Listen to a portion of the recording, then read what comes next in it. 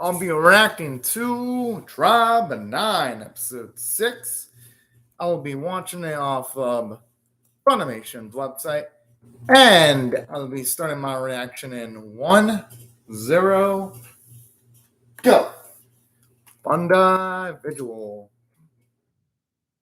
And now Funimation's cutesy little logo, which I always love looking at it. Dang. And the little bing noise, too. Ooh. And I love that sound effect of the motorcycle. It looks damn nice.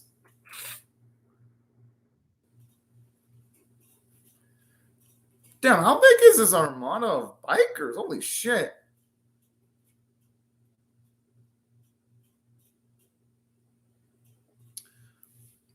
Although I have a feeling that, unfortunately, all the bikers are going to get their asses whooped, though.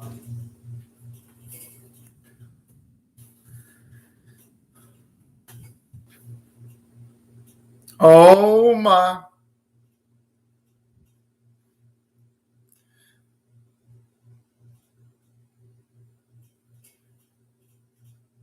But you know, it's only going to be nice to get to actually see someone actually throw down instead of Ojiro's turf, because so far in the series, we've only really seen Ojiro cause pain in other people's territory, so this is going to be a damn nice change of pace. Speaking of which, the opening is such a fucking banger. Especially the visuals, too. And the close-up of the eyes in the opening looks pretty damn fucking cool, too.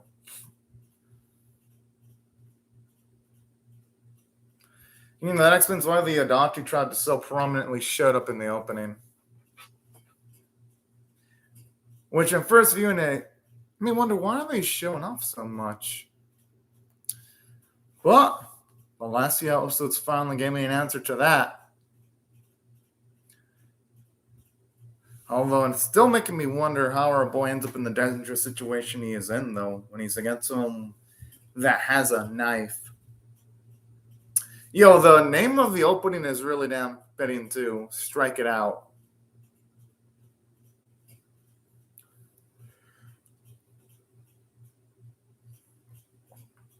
Can only hope that means our two other boys are not going to join Kamina to his grave, because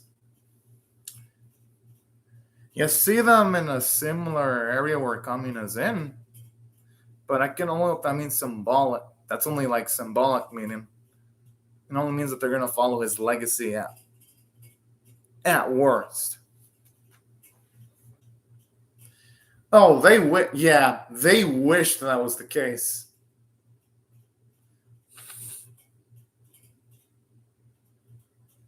I'm actually surprised he was able to catch a pitch from Ojiro here.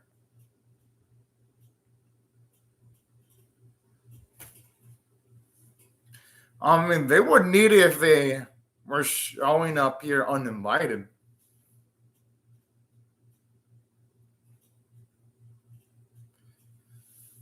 The music feels so damn epic.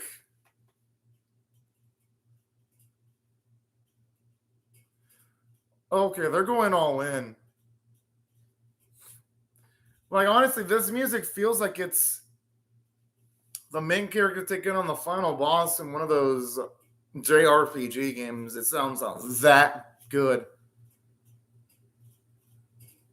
It's a shame that Adachi, at least the remaining forces of Adachi, didn't really team up with Minata, because they would have had a higher shot.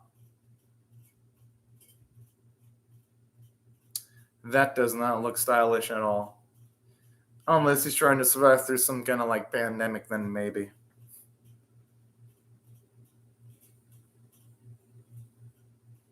Wouldn't it be obvious who he is, though, just looking at his eyes, though, and hair color? I don't think a lot of people in that verse have that same hairstyle and eyes.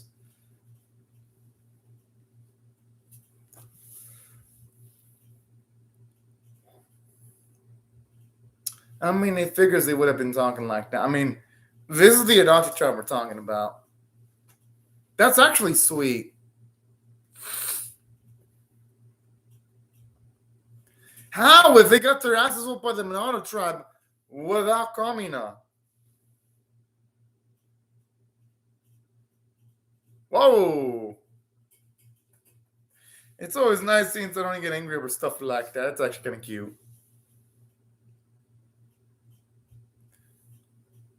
And it's a shame that the only thing Haru and company are going to be able to do is cheer. Yo, this wreck is damn good.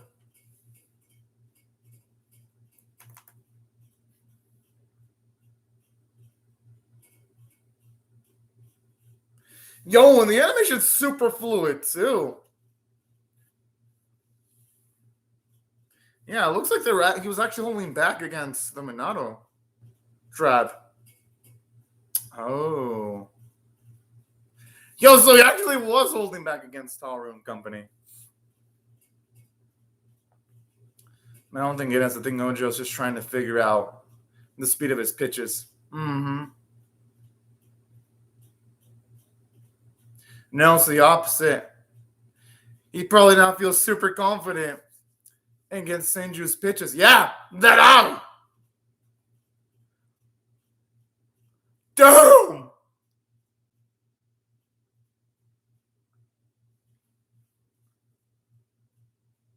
And he held back too. That's the crazy part.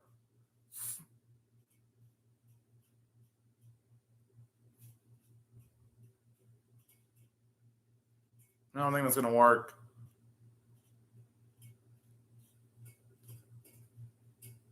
With one hit.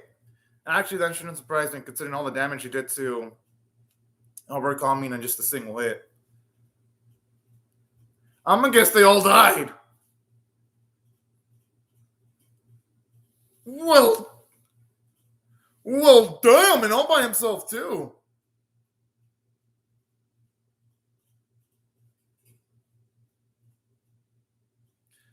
I don't think he has anything to apologize for because the Irachi trap just charged in pretty recklessly.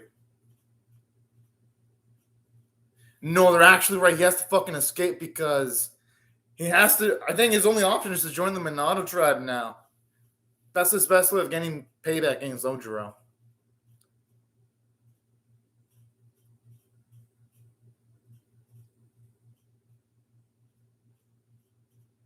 Senju's not going to give up. He's too prideful for this.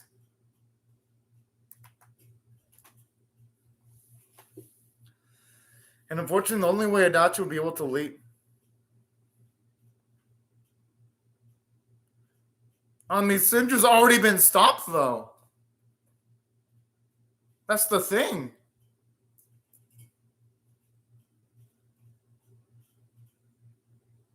I just like how you have that lady with the fucking monitors in the background just being all fucking chill. Oh, I fucking knew that disguise wasn't going to work. Because that lady with the monitors is recognizing who it is, seemingly. I wouldn't be surprised if his bat breaks. Oh, never mind.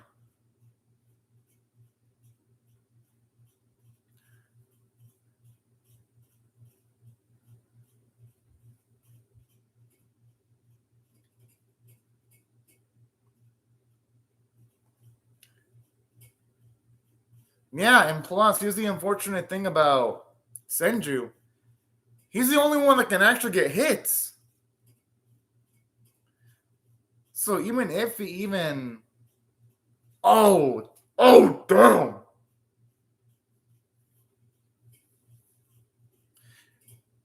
Yo, he's not careful. I'm not even joking. It looks like his hands could, like, fucking disintegrate at this rate. What the?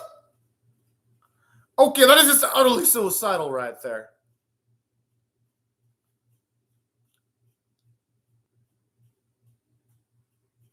Ah, he almost got him.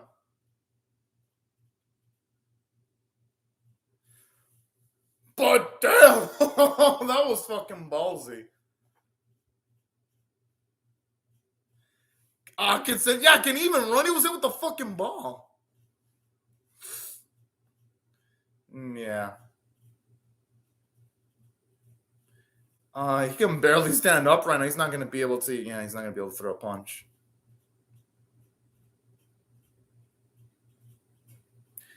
Well, his pride was on the line. I mean, if he was going down, he might as well go down swinging.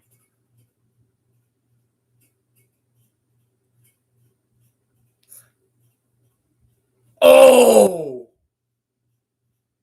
Did he just smash his head? Damn!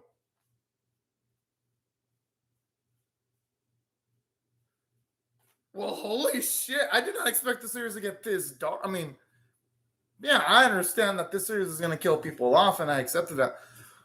But I didn't think it was going to go for straight up decapitation, though. At least that's what it looks like.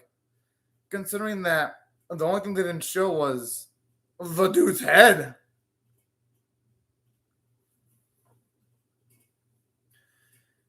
Yeah, Haru and Taiga better be taken on the full-on training regimen.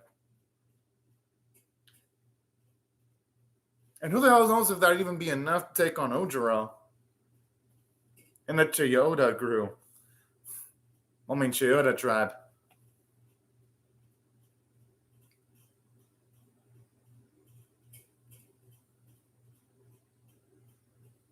I mean, after what happened, I mean, Kamina was killed by Ojiro. And then you have Sanju killed by Ojiro. I mean, shit, I'd be hauling ass in training too if I was in issues. Like, no joke, I would.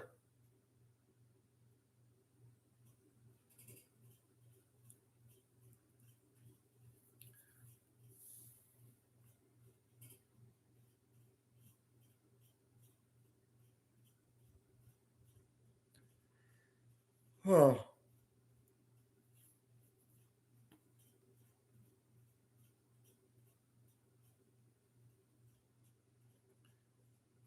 Well, that's not really.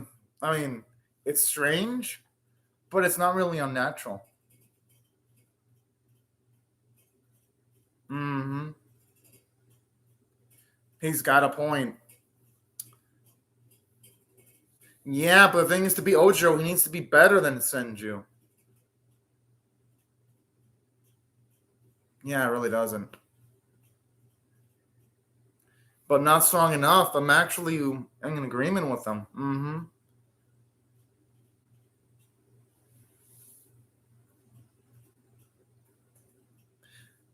The thing is, though, he's. I mean, it's Haru.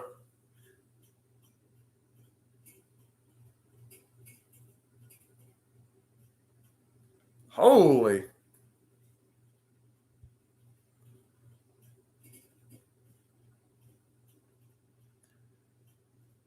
I mean, he didn't have to be so rough, but then again,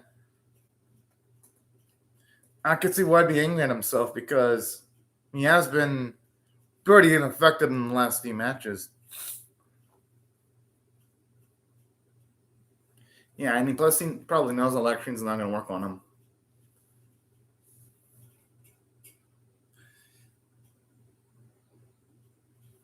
Whoa, okay, I mean, at least he's saying it straight up.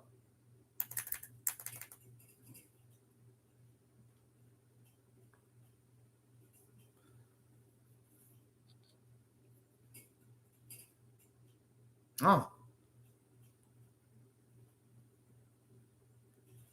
Whoa. I'm guessing that the person that he'd want. Whoa, what?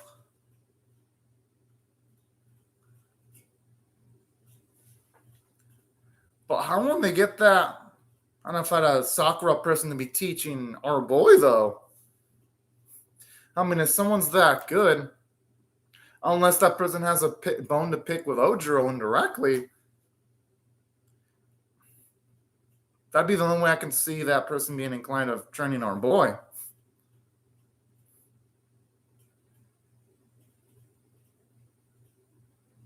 Looks like a brothel.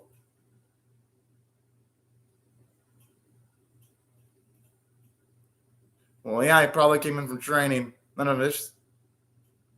Ha!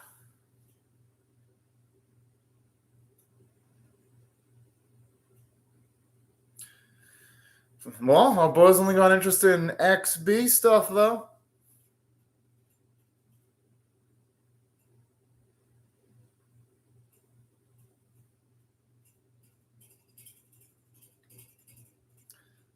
Honestly, our boy's being pretty sensible. He's only asking for someone. Damn, he's not causing any trouble. And I'm assuming that's going to be the Hanaba Sakura person he might be looking for. Anakura just casually touches her fucking oppa.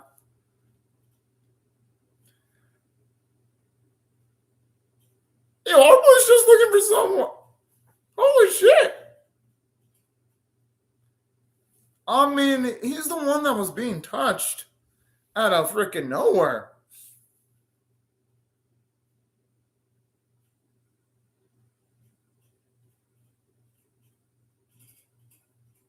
I'm assuming glasses guy could be Hanaba-san. Oh, never mind.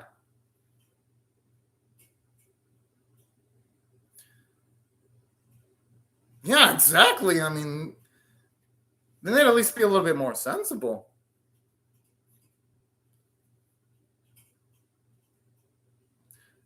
I don't think he's going to say yes automatically, though. You probably have to do favors for him. Yeah. I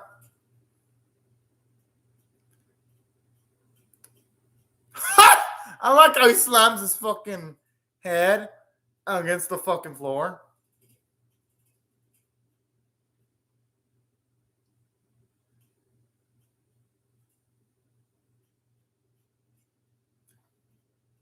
Yeah, I think we should have just started out with that.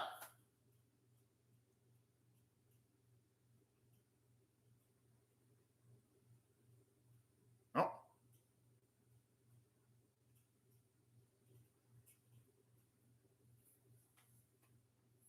Yeah, at least he looks like he's willing to do something now. I mean, as long as maybe he's trying to get a grasp of our boy's potential.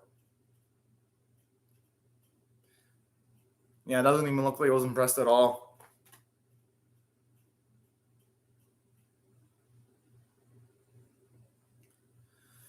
Whoa! I'm guessing if Haru were doing that, he probably would have said yes. Because it has been established in canon that Haru has a lot of potential. But man, I feel bad for a boy.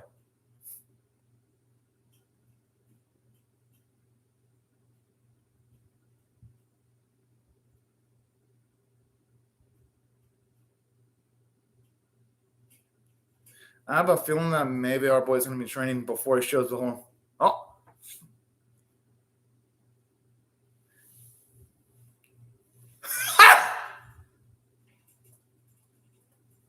He did deserve that kick. I was like, oh, dude, he was rejected, and he just ends up being dressed up like as a fucking woman. Yeah, I could see why I'd be pissed about that.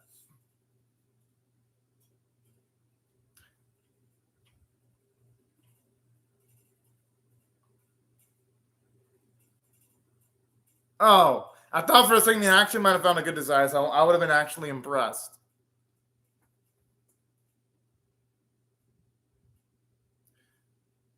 Well, hey, he just wants to get stronger, and he's that determined too.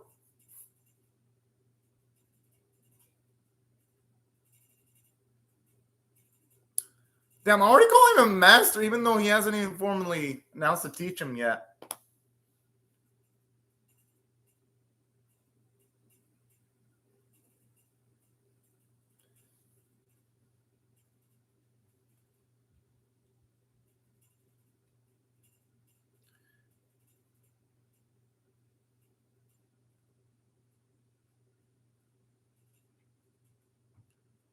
Damn, those ladies are fucking savages.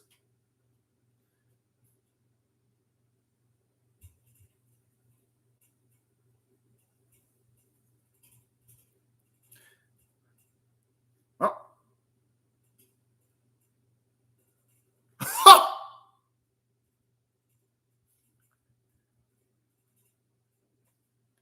Damn. Maybe he needs to follow Haru's advice and just concentrate more.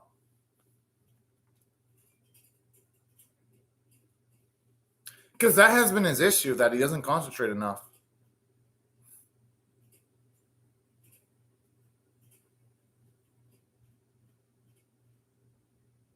Ha! That's adorable.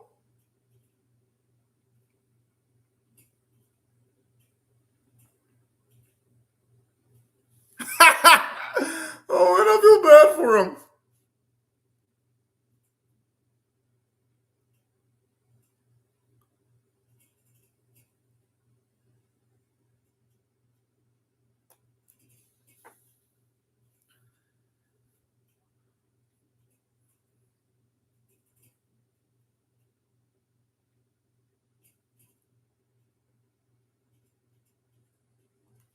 I hope he realizes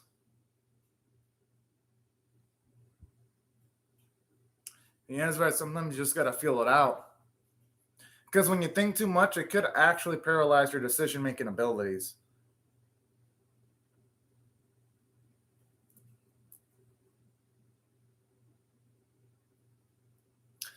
I like this. This is one of the few moments where he actually acknowledges his limitations.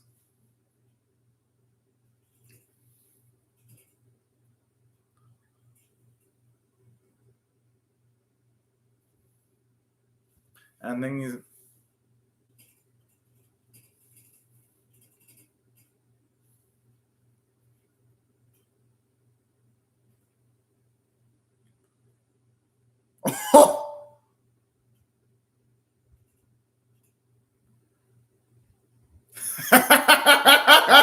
I like how some of these ladies are actually enjoying the win.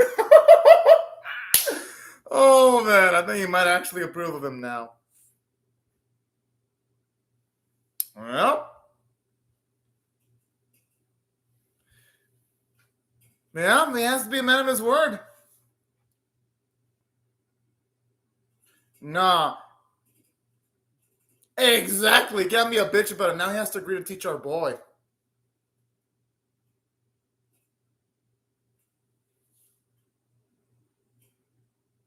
Yeah, how can't look like a bitch, especially in front of all these ladies.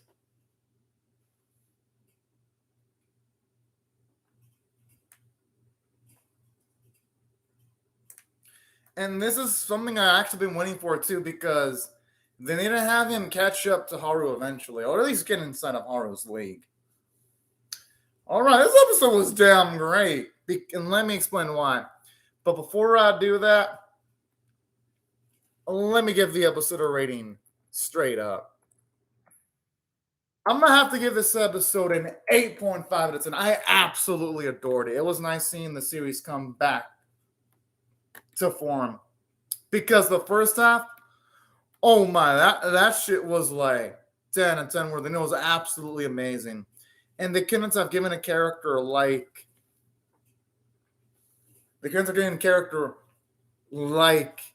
send you a bigger send off and killing him off, because as much as I liked him, and I feel probably would have been better for him if he would have joined the Monana tribe, that definitely wouldn't have been Senju style. To see him go out under his terms was pretty damn awe-inspiring, but also kind of terrifying too, with the way his head was crushed.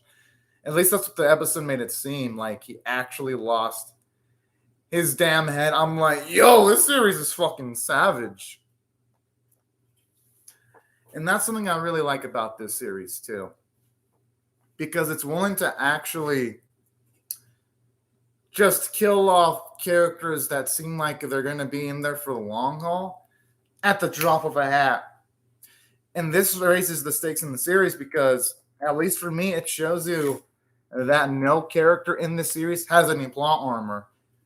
And that's what I love, because you never know what's going to happen.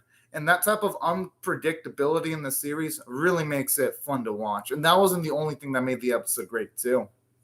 Just the plot progression from a story standpoint. I mean, first half, we got Senju utterly defeated. And it makes his loss what makes his loss scary is the fact that he was actually going full force against Ojiro. And it did nothing. I'm like, yo, that was fucking crazy. Because now it's going to make any future confrontation against the Chiyoda tribe feel a lot more intense. And that wasn't the only thing I loved about this episode, too. It did quite a bit in the second half, actually setting up Chiyoda to, at the very least, somewhat catch up with Haru, considering that this series always established Haru as a prodigy. And it always made me wonder what they're going to do with Taiga, considering that it always seems like he's far behind him. Well, I like how this series is finally tackling that plot point by at least giving our boy a teacher in Hana at the very least. So I do like that too, because it shows you this series is going places and it's put into consideration and developing its cast of characters. Previous episode, it was about developing Saturine. She has her development. Now this episode is about developing Taiga, considering that Haru had his development earlier in like the first 2 episodes of the series when you had Kamiya involved.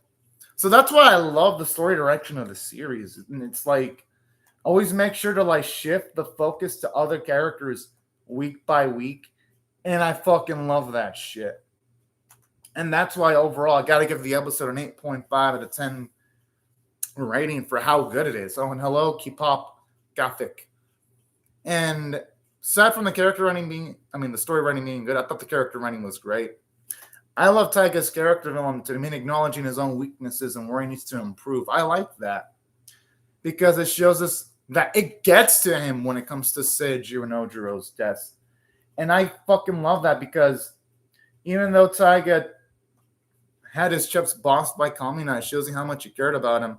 Just seeing how much it pissed him off with Kamina. And not just his death, but Senju's death too. And I really love that. And I love it shows you that Taiga isn't stagnant and he works hard to get stronger, especially how he was trying to convince Hana to get him to train him was fucking cool. And I like Hana's characterization too, where you're not going to want to blame the man for not wanting to teach a random stranger. I mean, anyone in that spot would unvalue their time. And it shows you that Hana, in a way, is a bit selfish, but again, you can't blame him. I mean, just imagine a random person shows up to your doorstep, it's like, oh yeah, teach me. You wouldn't be so inclined to teach him in that scenario. So I think the character reactions in this episode are pretty realistic. And they did a lot, even though Senju died, they did a lot for him too. He went down like a fucking man and not wanting to take the easy way out, even though it probably would have been the smarter thing to do. So that's something else I adored about this episode.